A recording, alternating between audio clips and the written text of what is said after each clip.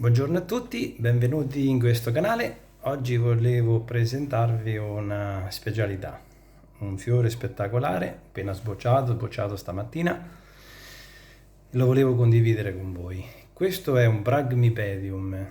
Bragmipedium sarebbe una scarpetta di Venere, originaria del Sud America, del Messico, della Colombia, dell'Ecuador e del Perù. È un ibrido, si chiama Bragmipedium Fritz Schaumburg.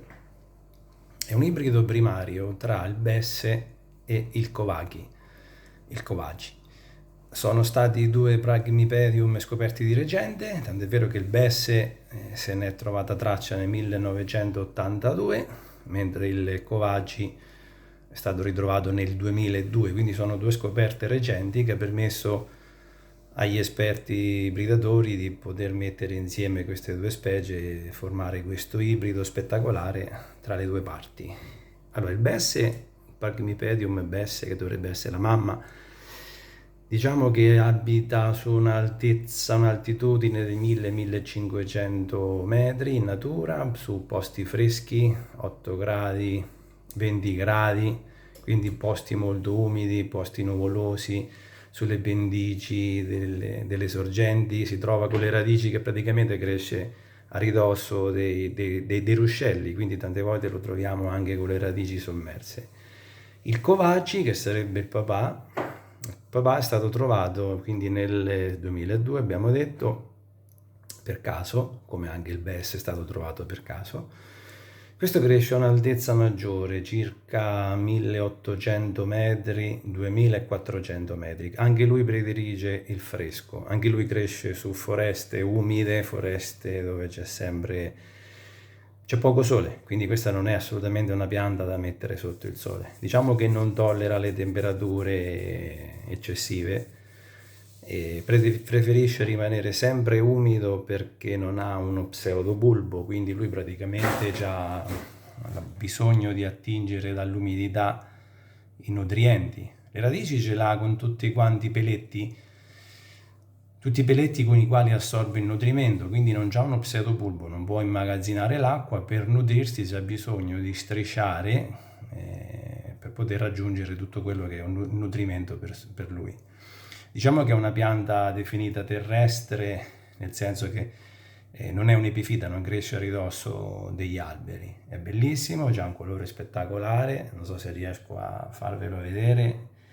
Diciamo che il papà, il Covagi, ha un'apertura fogliare che arriva anche a 20-25 cm, un colore particolare, è più sul viola, spettacolare come fiore. Il Besse comincia a essere un fiorellino leggermente più piccolo, più compatto, ma stiamo sempre intorno agli 8-10 cm. Fa più fiori, quindi può rimanere in fiore da una settimana a 3 mesi a seconda. Ecco, se vedete queste parti qua c'erano già altri fiori che sono usciti e poi in successione ne farà altri dal rametto successivo. Non va tagliato finché non ha finito la fioritura. È particolare perché cresce, ecco, questa qui era la parte vecchia della pianta, questa è la parte nuova.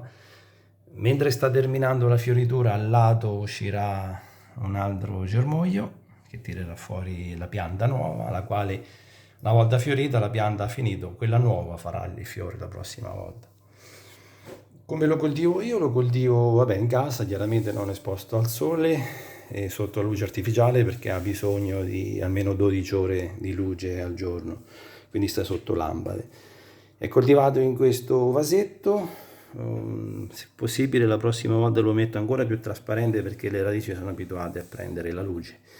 C'è l'apillo vulcanico, c'è il ghiaietto di marmo, c'è l'argilla, tutti quanti inerti, c'è dentro anche il carbone della carbonella, e sono tutti quanti inerti attraverso cui lui riesce ad avere la giusta ossigenazione, perché abbiamo detto che le radici stanno quasi all'aria, quindi non lo possiamo mettere, anche se è un terrestre, non lo possiamo mettere con materiali che lo compattano perché sennò non riesce a respirare. Diciamo che in natura questo prende goccia a goccia ogni giorno e per tutta la vita, quindi dobbiamo mantenere il più possibile quelle condizioni ambientali.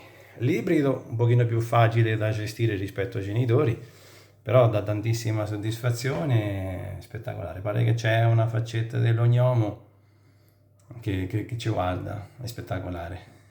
Non potevo non condividerlo perché ecco, è nato ieri sera prima di andare a dormire c'era e stamattina ho detto adesso appena posso. Il colore è spettacolare. Poi dicono gli esperti che più la pianta invecchia, più la pianta matura, più il colore è bello, ma già a me sembra bellissimo così.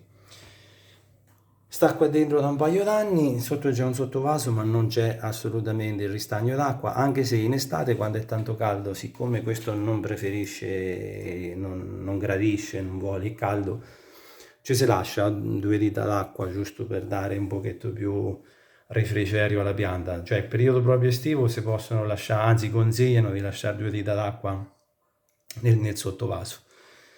Dentro non so quante radici ho fatto perché 2 anni che sta chiuso lì, questa è la seconda fioritura, la prima l'ho vista con dei fiori spettacolari, questa la voglio condividere con voi. Spero di avervi incuriosito con questa specie, è facilissima da tenere in casa, non vi sono grosse difficoltà, l'importante è garantire tanta luce, una buona luce sui manuali c'è scritto almeno 18-20 mila lux, 12 ore, posto fresco, non farlo asciugare mai completamente, è una pianta secondo me molto facile da gestire in casa che dà grosse soddisfazioni. A presto, grazie di avermi seguito.